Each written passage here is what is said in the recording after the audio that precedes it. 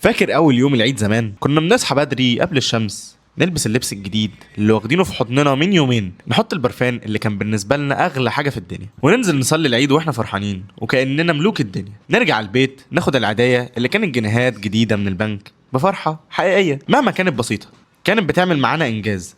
نشتري بيها البان وبالونه بنحط فيها رز ونفضل نشخلل بيها، وصواريخ والمسدس اللي عمره ما خلص منه طلقاته، والنضاره بلاستيك الالوان لزوم الفاشن وكده. دلوقتي بقى العيد بقى ترند الكحك، بقى بيستاشيو وماتشا، ماله الملبن والسكر مش فاهمين. اول يوم مش اللبس الجديد ده، لسيشن التصوير وصبغات الشعر الغريبه. طب الصلاه بقت غريبه، وبعد الصلاه بقى في دي جي بيشتغل كانها حنه مش عيد.